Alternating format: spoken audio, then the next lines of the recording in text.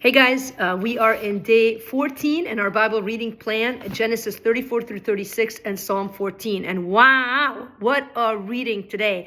Starting off from the blocks is the story of Dinah, and Jacob had moved into a land called Shechem. And just to see how much like the people he had become, he seems unfazed when this son of the king of Shechem rapes his daughter. He takes no action against them.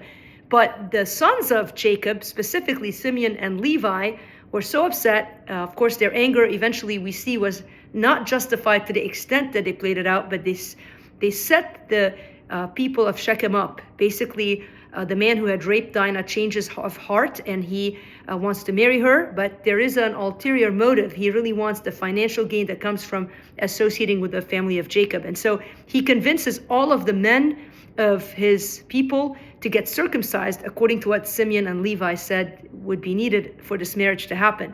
And if you read the story, you know that it ended up being a bloodbath. The family of Jacob killed all of the men of Shechem and eventually moved out. But God did not approve of this. Even though it was wrong for the man to rape Dinah, it was equally wrong to, for one, use this covenant of circumcision that reflected God's faithfulness and a sign of faith in God for their own gain and for their anger. And so there was a desecration of what is holy.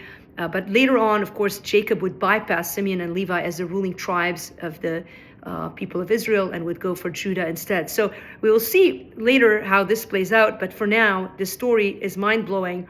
And it also reflects how far from what God had intended for him, the family of Jacob, was in associating with the people of the land. So going into Genesis 35, we see that God now gives them a chance to go back to what is holy, and Jacob responds. They clear out the foreign gods, and he goes back to Bethel, the place that was very symbolic, where the latter dream had happened earlier in Genesis, and where God had met with Jacob. And there's a renewal, a consecration of saying, okay, we've gone far from God, but we're coming back. I love at the end of Genesis 35, the death of Rachel and of Isaac, the father of Jacob, and at the funeral, both Jacob and Esau, the twin who had fought so much of their life, come back together for the funeral, which, by the way, I didn't mention, but that happened for the sons of Abraham as well.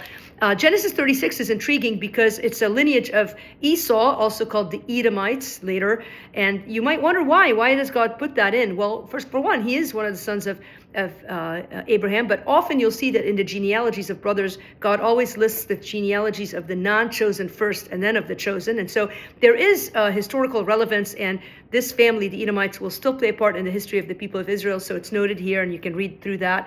And then tomorrow we're going to start through the story of Joseph. But for now, just think about this big idea, which is that God remains faithful to us, not because of our own track record, but because of his own character and promises. And we see that in the life of Jacob, and it is wow. So keep reading your Bibles, keep asking God to draw you close to him and help you understand what he's saying, and come back tomorrow for more. Love you guys.